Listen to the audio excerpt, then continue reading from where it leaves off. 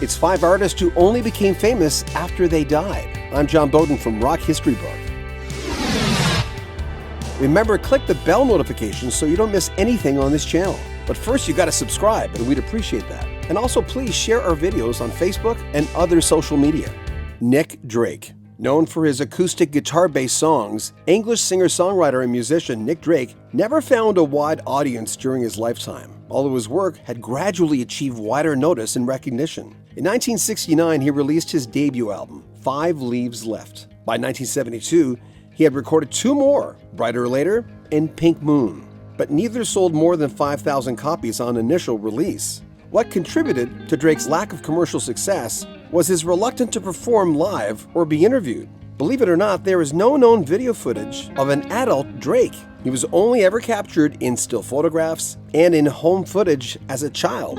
Drake suffered from depression, particularly during the latter part of his life, a fact often reflected in his lyrics. On completion of his 3rd album, 1972's Pink Moon, he withdrew from both live performance and recording, retreating to his parents' home in rural England. Drake died of an overdose of his prescribed antidepressant on November 25, 1974. He was just 26 years old. Whether his death was an accident or suicide has never been resolved. Through the mid-1970s, Drake's music remained available, but it wasn't until the 1979 release of the retrospective album Fruit Tree that his back catalog was reassessed. By the mid-1980s, Drake was being cited as an influence by musicians such as Robert Smith of The Cure, Peter Buck of R.E.M., Kate Bush, and Paul Weller. In 1985, Drake gained further exposure with the release of the Dream Academy's hit single, Life in a Northern Town, which included a dedication to Drake on its sleeve. The late great singer-songwriter has also been credited as an influence by such artists as Amy Mann, Beck, and the Black Crowes. Eva Cassidy. Known for her interpretations of jazz, folk, and blues, American soprano singer and guitarist Eva Cassidy released her first album in 1992. The Other Side was a set of duets with Chuck Brown, followed by a 1996 live solo album titled Live at the Blues Alley.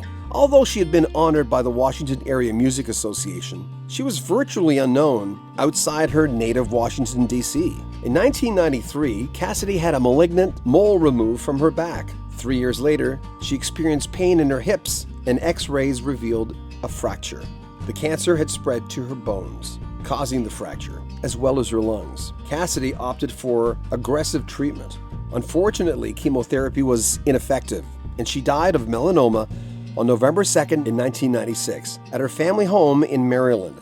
She was only 33. 2 years after her death, Cassidy's music was brought to the attention of British audiences when her version of Sting's Fields of Gold and Over the Rainbow, written for the 1939 film The Wizard of Oz, were played by Mike Harding and Terry Wagon on BBC Two.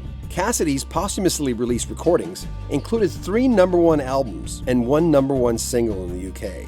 They've sold more than 10 million copies.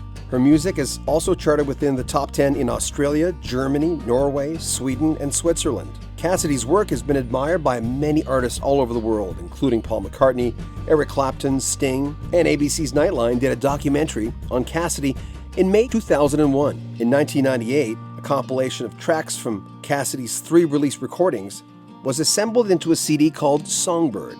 And since that one, many other CDs with original material have been released, including Time After Time in 2000, Imagine 2 years later, An American Tune in 2003, and Somewhere in 2008, the latter including 2 original songs co-written by Cassidy.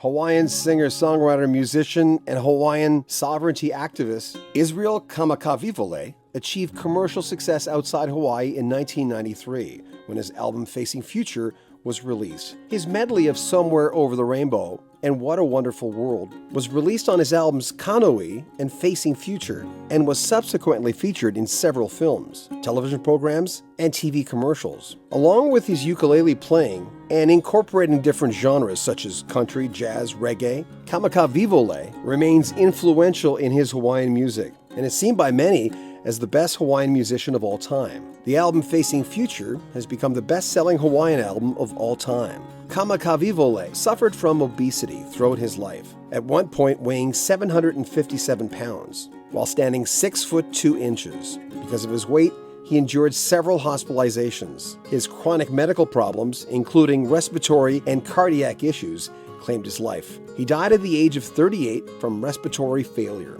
on June 26, 1997, in Honolulu, Hawaii.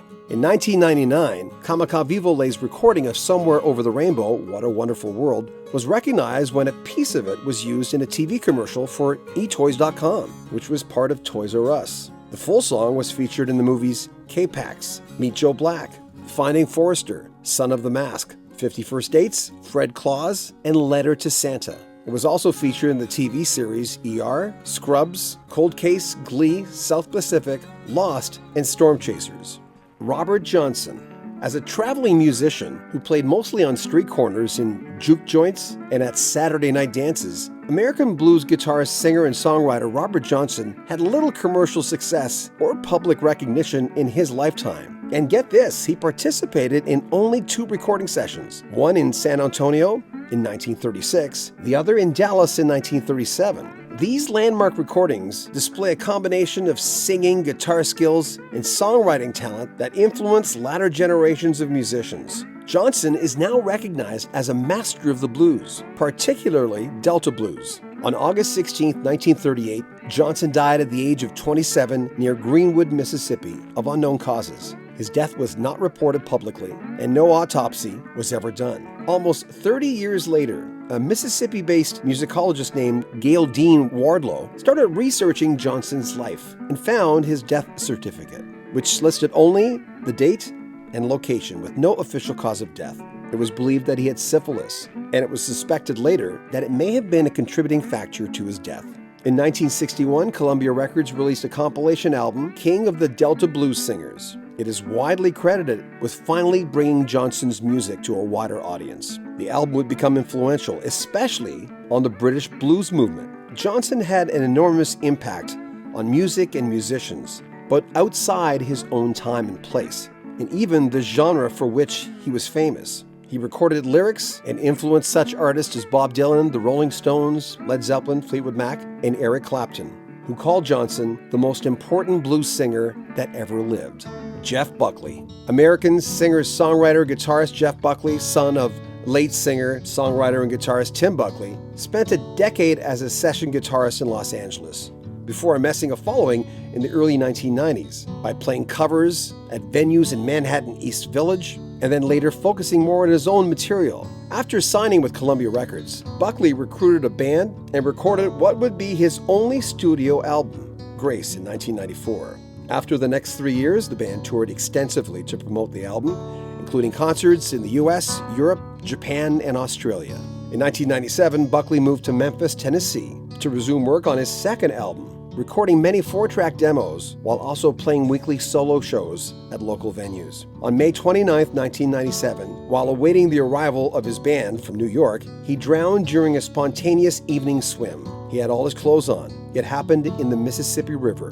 His body was found June 4th. His death at the age of 30 was ruled an accidental drowning, and his official website published a statement saying that his death was not mysterious and was not a suicide. Since Buckley's death, there have been many posthumous releases of his material, including that collection of 4-track demos and studio recordings from his unfinished second album, My Sweetheart, The Drunk, expansions of Grace, and a live EP as well. Buckley's work has achieved chart success posthumously, as well as his cover of Leonard Cohen's song Hallelujah, which attained his first #1 on Billboard's Hot Digital Songs in March 2008, and it reached #2 on the UK singles chart that December. Rolling Stone magazine included Grace in its list of 500 greatest albums of all time, and included Buckley on their list of greatest singers. Fantastic that they all reached success with their music, and unfortunate they never got a chance to see it. That, of course, happens a lot in the art world. Have any ideas for further episodes of this one? What artists that you know of never got that success until after their death? Put them in the comments. And remember, as always, make sure you subscribe to our channel. Share our videos. We love it when you share them on social media, on Twitter, on Facebook. And if this video is successful, we'll make a part 2. So remember, make sure you comment on our videos, subscribe to our channel, and share our videos. I'm John Bowden. This is Rock History Book.